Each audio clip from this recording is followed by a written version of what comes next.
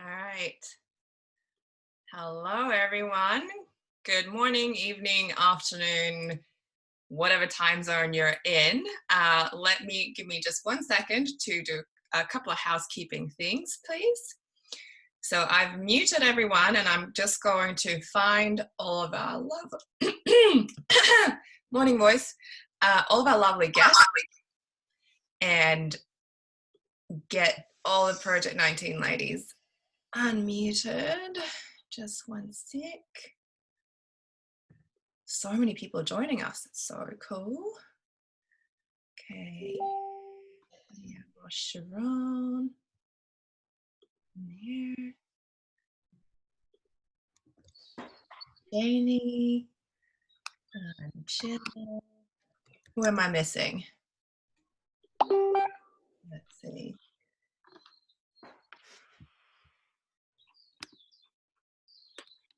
Trying to unmute you, Jill, but I don't know what's happening with your microphone. Sorry, I was just saying. There we go. All right, cool. All right, I think that's it for the ladies, I hope. Let's see. So, Joseph, no, this is not just for ladies only. Thank you for your question. You're very welcome to be here. This is open for everyone. So first of all, everyone, you guys are right now, unless you're a guest. However, if you'd like to ask any questions during the webinar, you can use the chat box, or you can use the raise your hand function. So if you go to the participants list from the participants icon, there's a little blue button that says raise your hand. If you raise your hand, we can open your mic up and unmute you, and you can ask your question live from the ladies. If you haven't met me yet, I'm Maria. I work for Aero Sports and Marketing, and I am your host today. And we have a lovely guests from Project 19, Amy, Jill, Sharon, Anna, Sara, and I think I am missing someone. Domi might be joining, but we'll see. She had a bit of an internet hiccup just when we were having a warm up, but we'll see if she gets here. So ladies, welcome. Thank you. Good night. So I was thinking maybe we'll just start off. I think most people have met you by now, but we would just start off with a little bit of a hello, and everybody can just say their name and, you know, your spirit animal and your favorite quarantine pastime, perhaps. So Amy, feel free to start. So my name is Amy Shimalecki. My spirit animal is a cougar, and my favorite quarantine pastime is, I have a few. I would say I really actually love office work. I know that's weird, but I love it. And I've been enjoying getting caught up on all the things that are just like stress me out when I'm jumping and I haven't got it done. So that's it. That's my favorite, getting caught up on shit. All right. Anna, do you want to go next? Yeah, my name is Anna Moxness. My spirit animal is a magical, mystical miniature pony. And, oh, sorry, miniature horse. I've been corrected. And my quarantine favorite pastime is making crumpets. Cool. I don't even know you can make crumpets, but that's, I need to call you afterwards. Okay. Sara, feel free to go next. My name's Sara Curtis, and my spirit animal is a feline. And my favorite quarantine pastime is hanging out with my felines. Hey, Sharon. Good morning. Good morning, afternoon. So my name is Sharon. My spirit animal. Oh shit, I wasn't ready for this. I would say unicorn at the moment, because my favorite pastime is chasing a 2-year-old during this quarantine, and that's her spirit animal. So I'll take that at the moment. That's awesome. That. Yeah, mine's a unicorn, definitely too. Love unicorns. Jill, do you want to go next? Jill, can you still hear me? She's got to get unmuted. Oh, I thought I did that already. There, oh, You guys did it at the same time. there we go. Okay, I'm not touching anything. Hi, my name's Jill Grantham. I'm one of the Aussie regional captains. My spirit animal is a sloth, and my favourite quarantine pastime is that I would previously been considered an antisocial hermit for not seeing anyone, and now I'm considered a responsible, community-minded citizen. So sitting around, I like it. That's lovely. Hey, we've also got Shayni on the call. I'm not sure, Shayni, do you want to say anything? I'm going to unmute you just for a little bit, but if you're in the middle of anything, just, yeah, just let me know. No, I'm not. Hi, everyone. I'm Shayni. I'm the regional captain for New Zealand. And I've joined this on a whim to kind of learn a little bit myself as well and catch up with these wonderful ladies. I couldn't miss the opportunity to see all of your faces. Oh, spirit animal would have to be... I wasn't prepared for this either. I'm going to have to say... I have to say some kind of cat too. Maybe like a tiger or something. I think it'd be a tiger. And my favorite quarantine pastime is how much it's okay to have a wine in the morning now. Not that it wasn't before, but you know, now I have like even more of an excuse, even as a parent. It's great. Go with that. It's unprecedented times. It's okay. Now it's fine. Yeah. And Yeah. Nice to see you here. Apocalyptic times, you need what apocalyptic times need, right? Exactly. Wine. Yeah. All right. So we'll move on to a little bit about Project 19. So Amy, I was wondering if you might want to take this question. Just, you know, tell us, how did we get here? You know, Project 19 is so exciting, and how did Women's Skydive Network pull us off to like offer people this amazing opportunity to cover all the jump fees, and where did everything get started? Just give us the, you know, 2-minute version of the story, please. Sure. So about a little over a year ago, maybe closer to 2 years, the Women's Skydiving Network approached me after a big event I did with Red Bull that got a lot of great publicity along the same lines, promoting women in sports, specifically skydiving. And with this idea to tie in the 100th anniversary of the 19th Amendment to the US Constitution, where women received the right to vote, with a 100-way women's skydiving world record. And it worked out great because Sara and I were scheduled to do a world record in 2020, a women's record in 2020 anyway. More than likely it would have been something like an 85-way. But because the Women's Skydiving Network, which is a nonprofit, was gonna support us in a major way, they basically were like, what is it gonna take to make it happen? So Sara and I kind of put our heads together and developed a plan. It's a lofty goal. It's a big goal.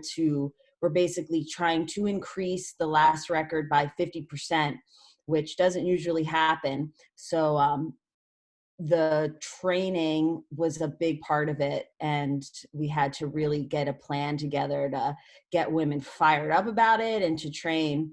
So yeah, the whole idea, it started with the Women's Skydiving Network, and Sara and I were fired up about it because we're both extremely passionate about women in sports, women in this world, getting kind of introducing concepts to people that generally aren't used to seeing. And we both believe that seeing is believing. So when the masses see women do these kind of things, it plants seeds. You know, I can't say that for everyone, but for sure that's the way it's been for me in my life.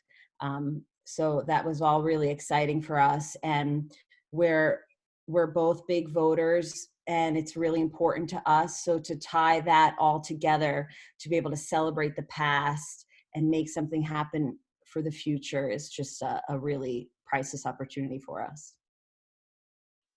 Thank you for sharing that. That's so exciting. Yeah, I was thinking I would have loved to be there, but who knows, maybe I'll come and join you guys when it finally goes live. So you've had to postpone the dates now a little bit because of the situation, but the new dates are in October. Do you want to just quickly say those dates? Sure. The current new dates are October 5th through the 11th at Skydive Arizona, which is a great time of year to be in Arizona. Sara and I are locals. We live a mile down the road from Skydive Arizona, so that's easy for us. But we're keeping an eye on the current climate and everything that's going on with the coronavirus. And we want to make sure that when we do finally do Project 19, it'll be in a way where we can be safe and successful. So that involves making sure the world opens up in enough time for everyone to get current and train and be able to make it to the record. Sounds like a great plan. Sara, maybe you might take this next one. I was thinking, just looking at, you know, where you guys have come from. Like Amy just said that you're trying to increase the record by almost 50%. So the previous one was 65-ish, I think. Where did it all start? And sorry, morning voice again. Where did it all start from? And what were the first records like back in the day?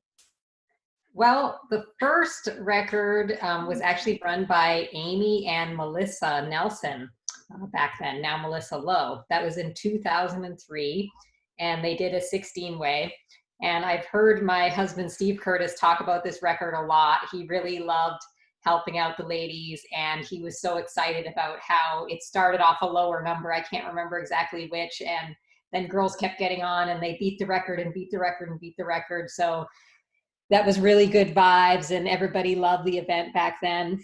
And then the next one was in 2005. That was actually the first one that I was on. I went to Arizona to do a training camp with Amy, and that's when I met both Amy and Curtis. And then in 2005, we did an 18-way. 2008 was the next one. That was a 20-way. Then 2010 doubled. It was a 41-way. That one was really cool. I remember that one specifically because we were trying to do a 40-way, and we were so excited about it. And we kind of thought at one point, oh, we got to cut some people back. But then all of a sudden we were like, you know what, let's just add people and make it bigger than a 40-way. And we went for it and got it. And that was really awesome. In 2013, we did a 63-way, which I think at that one, it was kind of cool because California was doing a record at the same time, and either ours was one less or one more, and we were kind of joking around that the women were just as good as California. So that was a fun one. And then in 2016, we did a 65-way. That one was really tough. We only added 2 people on. So going to 2020, which is hopefully going to be the year for Project 19, our goal to do a 100-way, like Amy said, is adding another 50% on top. But we've got so much support from all the ladies around the world giving it their all that we're super stoked about this goal. And we're really excited about it happening. Yeah, that sounds like an amazing progression for sure. I remember the 2013 was my first record, actually. I'm so sad Domi's not here now. Right now, she must have had her internet just doing more hiccups. But I did my very first big ways that year, from like an 8-way to a 20-way in Finland, and got really lucky that Domi supported me to come to the record experience, which is so beautiful. Got cut on attempt 8, but that's what happens on a lot of records, right? Like, especially when you're there for the first time. But I've always loved the spirit of the female, the women's records. That's just very, very special, I think. Sharon, since you're on the call, do you want to add anything to this? And when were you first on the records, and what's your experience with them? Well, my first tryout was the 20, you're going to have to help me with the numbers. 28, was it? I know I just mentioned them, Sara, but the 20-something was the first 28. That's the first one I tried out for, but I was a very, very beginner head down flyer. I was amazed they would let me play. So I was on the B team the whole time for that record. And then the first record I actually was part of was the record after that. And then on the last record, the girls invited me to help with the organizing team.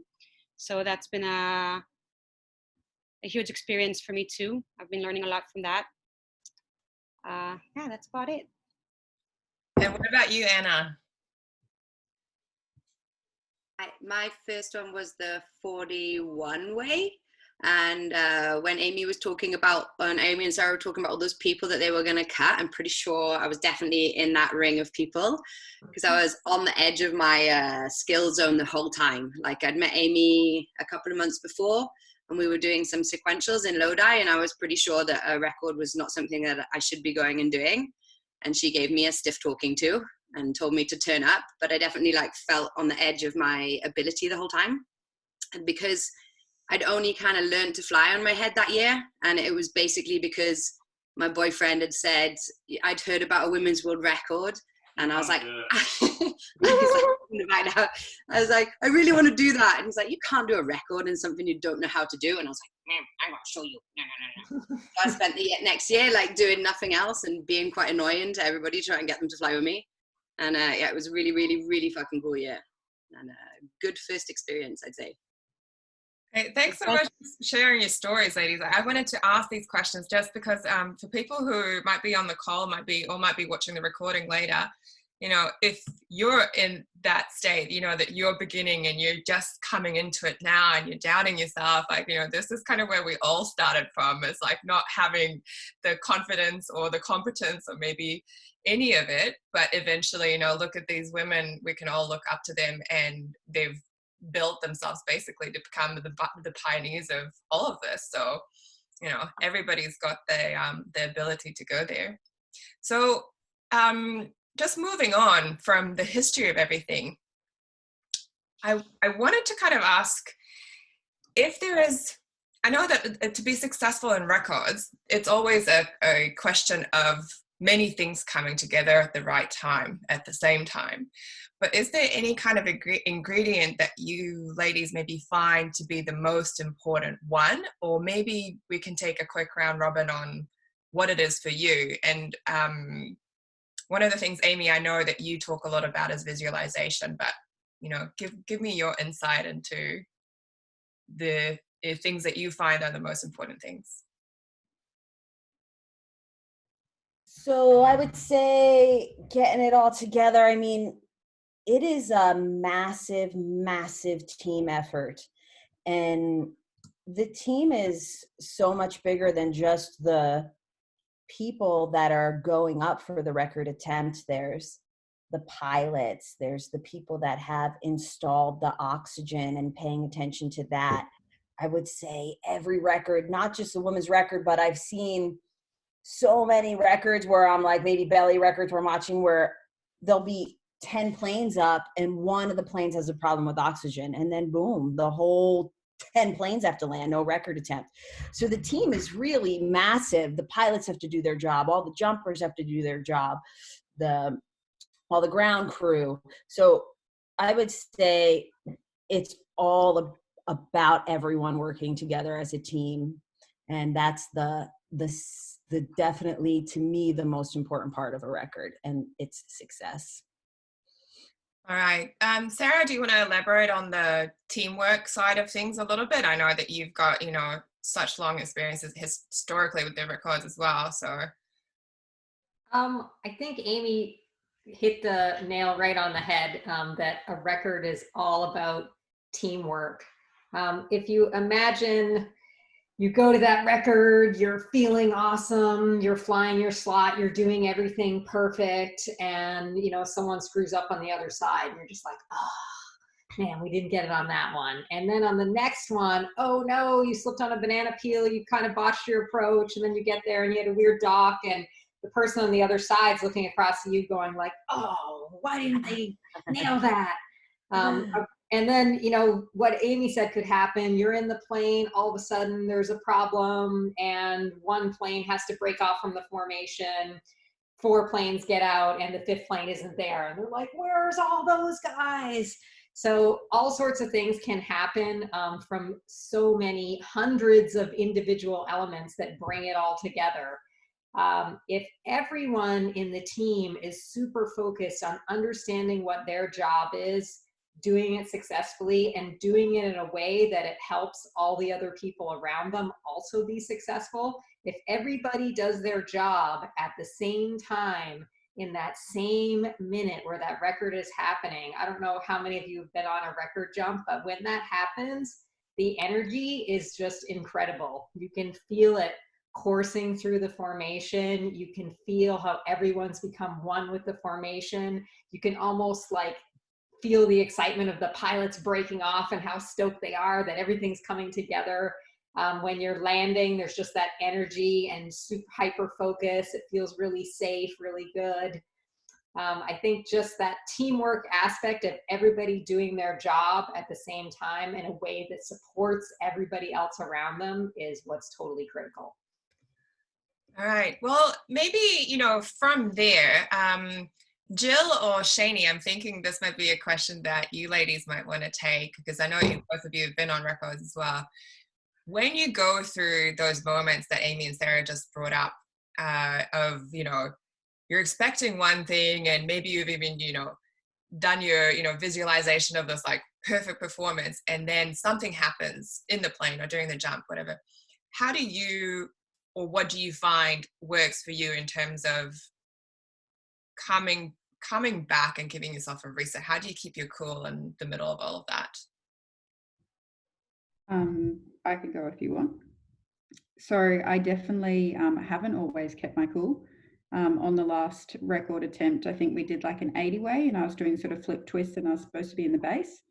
And probably the thing that sort of brought me back to, you got to get your shit together, was, okay, we need to build a base so everyone can at least break off from something, or everyone's going to die. But it's about like accepting, okay, this is not the situation that I want to be in, but what can I do from here to mitigate this? So it's about still staying present and not letting yourself get too wound up in your head, I think, for me anyway. What about Shayni? Do you have anything to add to that? Might have to unmute her. Okay. Oh, okay. She muted herself again. Yeah, I muted myself, otherwise I would hear a child crying. So I think for me, like, attitude is a big one.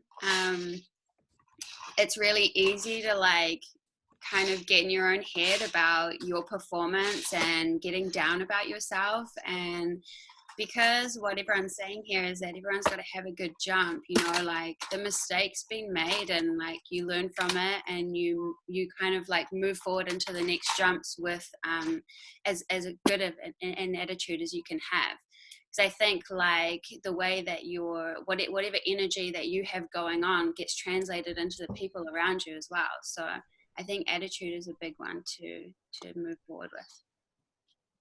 So maybe from there we can move a little bit into the preparation of the jumps. Amy, I brought up the question of visualization. I'm bombarding you with it because that's something that I learned from you on my first record experience. I remember you talking about it, and I think it changed a lot of things for me with my skydiving in general. So maybe you want to take that and give us a little summary. Yeah, with pleasure, Maria. Recently, we did a Project 19 link up, and it's posted on the Paris Valley website. I can repost a link here in the chat to the video. Dan BC presented it. Visualization is something that we all do. Students do it, anyone in competition. Most people are doing it a little bit to some extent on a skydive, but developing it as a skill and really focusing and setting an intention to learning to do it and doing it well is super important, especially when it comes to an epic project like Project 19 or any other record.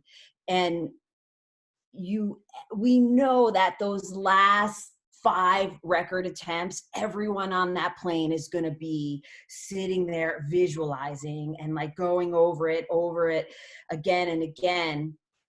But it might not be up until those last 5 jumps that they're really focused on it. and it won't be as good as it can possibly be. So developing good visualization techniques, it's a practice just like any other skill. It's a skill you need to practice and that you will get better at if you practice it. So it needs to be incorporated into all the training. And it's something that you can do now. It's something that we all can be doing now. It's important that all of the organizers, all of the alpha team girls, like the girls that we're relying on to come and stick their slots and like be like the mega powerhouses on the record, we all should still be doing it, because we don't want to become super uncurrent and then have to bounce back in the game and like getting current with visualizing at the same time skydiving. We can do it on the ground. And how you visualize, we're actually got something in the pipeline for everybody to use that we're going to be sharing soon. We're developing it.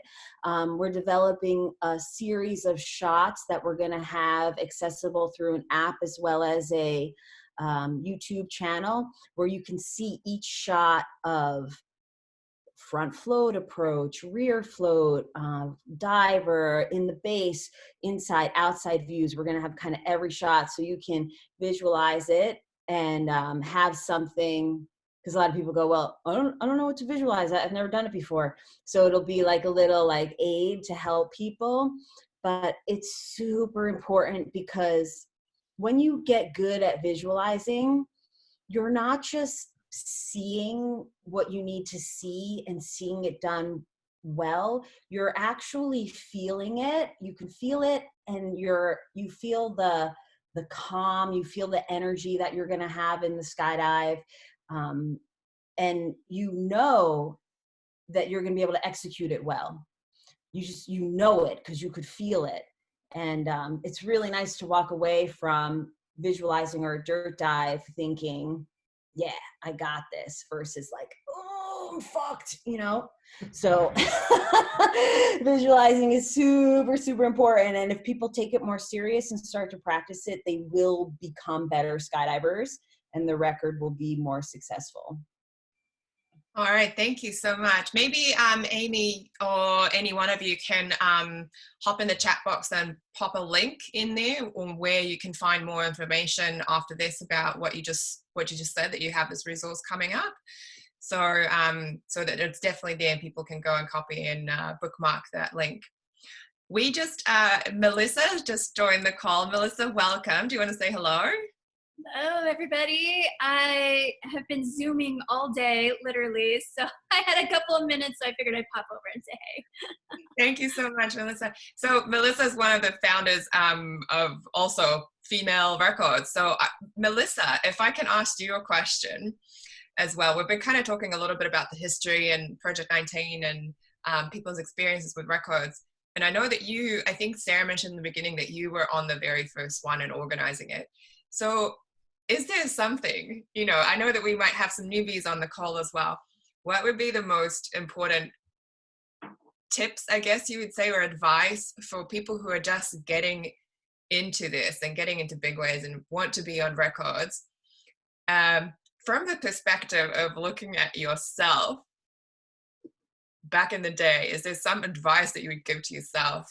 What would you do differently, or what would you focus on now that you have all this experience from records? I believe, and this is going to be a collaboration of what I've seen as an organizer plus my own experience, because I see so many women and guys too, when we do the co-ed record, that come and they train for 2 years super hard and they do a world record and then we don't ever see them again. And I noticed that more with the women's record.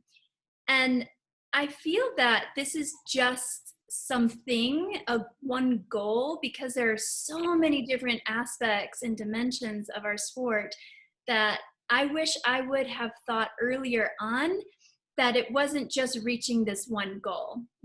And now I have 23 world records, and looking back, I kind of have FOMO when a record comes, because I'm like, I'm never going to do a record again. And then I hear, oh, there's another record coming. I'm like, oh yeah, I'm totally going to do that. So I like to see beyond the goal. So planting seeds of what can happen next. Because when you're new, like you're just hyper focused, tunnel vision on this one thing. And then when you're done, either you make it or you don't, but it's exhausting. It's financially draining and you kind of need a break. And some people just get super burnt out and they don't want to come back. So I think when you're setting yourself up, it's not just looking at the record, but looking at what comes after the record. Because when we do another world record, because there's always another one, we will need you again for the next world record so we can go bigger. So where I'm at right now is I keep coming back, not just for myself and my personal goals, but I keep coming back for everyone else who wants to reach their goals. So resilience and endurance and grittiness, I guess, is what you're saying, just keeping at it. Yeah. All right. So we have just under 10 minutes of time. So participants, if you have any questions, now is like the last chance to throw them at us and we'll try to go through some of them. One of the things I was hoping to actually hear, maybe Shayni, if I'll put you back on the hot seat for a little bit. What is it like to be a regional captain? What has your experience been like in building up to that from the beginning? And what's in front of you now? What's in the future for you? So, I think in the beginning it was a little bit hard because I am quite a new jumper. And so when I was asked to play that role, it was a little bit, I guess, intimidating. And also because in New Zealand, I know that the level of skydiving is not quite up to the rest of the world.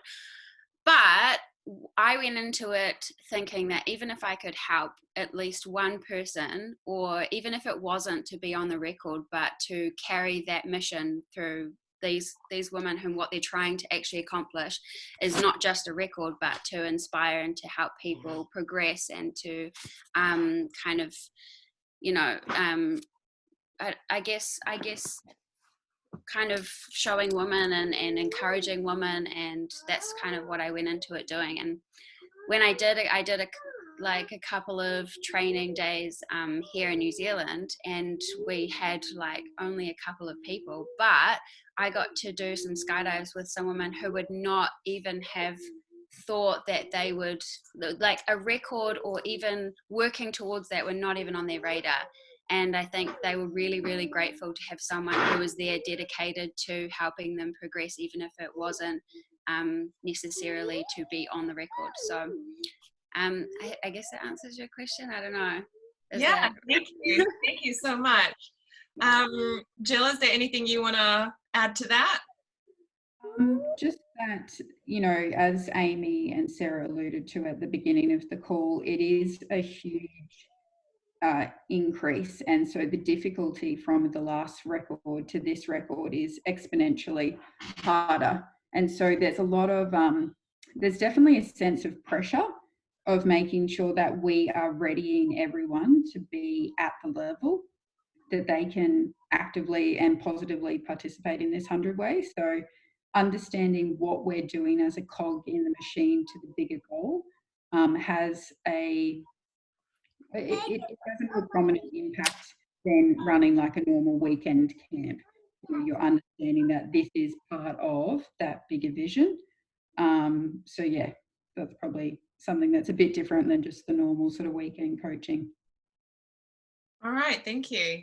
Anna and Sharon, just wondering if there's anything that you ladies want to add. We have a couple of minutes more time. If there's any pinpoints that you want to give to people, feel free. I think touching a little bit on what Amy and Sarah said earlier about the team, I think one of the most exciting things that's happening right now, which I've never been a part of before or seen in a record, is something that's really important for me is the commitment, and like a long-term commitment. I've never seen anybody train so much towards a record and do all of this other kind of training and be so involved on so many different levels and have so many like emotions attached to it, and also us getting stopped now in the middle of it. So just another fight to win, you know, I think when we do finally get this record, it's going to be one of the most exciting and most emotional, well, maybe I'll ever get to take part in. So I'm really super stoked with all the girls that are putting their effort in.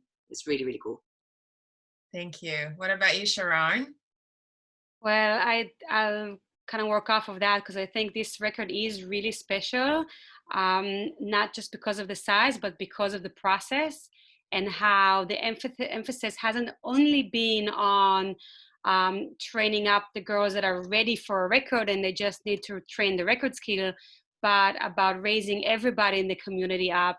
And we have girls that barely flew head down before that are now are training, flying on their head on a normal basis. So I find the community effort, whether if it's for lifting everybody up or everybody helping this group of girls, no matter who they're going to be at the end, but everybody doing everything they can to push these girls forward, I just find that very special and very inspiring.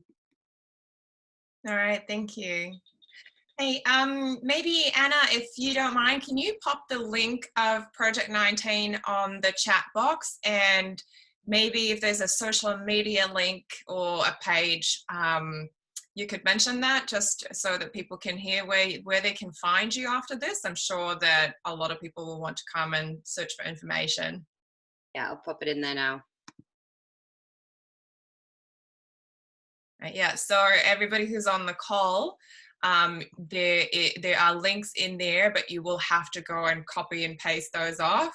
You can actually just copy the whole chat box if you want to. Yeah, it's called, the social media page is called Project 19 Women's Vertical World Record.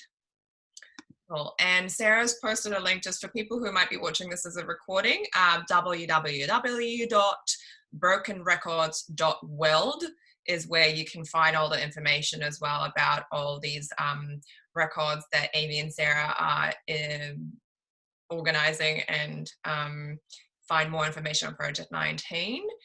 And the Facebook link, like Anna said, is facebook.com/Project19 Women's Vertical Record. I think we're kind of coming to the end of this. Is there anything that you guys want to add quickly?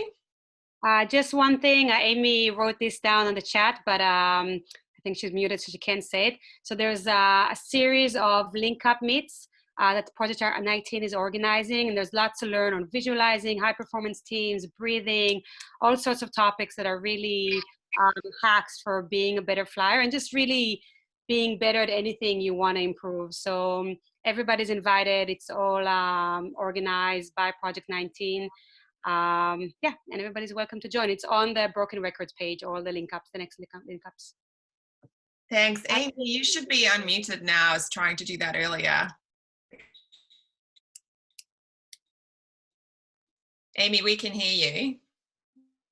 Hey, Amy's was having some internet trouble, so I'm not sure if she's experiencing that again, but I just put the link directly to the Broken Record website that goes straight to the link up. So you can see ones that went on in the past that we've already done there, and you can also see the future ones. All right. I think Amy's back. There she is. Yeah. Ladies, we're running out of time. We're just going to quickly unmute everyone's mic so we can have a little shared hello, ladies and gents. So I'm going to unmute you in 3, 2, 1, now. Thank you. Thank you. Thanks for fun. It's really, really, really awesome to have so many people here. Thank you so much, ladies. It was fun to have you. Bye. Fun, and we'll see you tomorrow for the next webinar. Love you guys. See you. Yeah.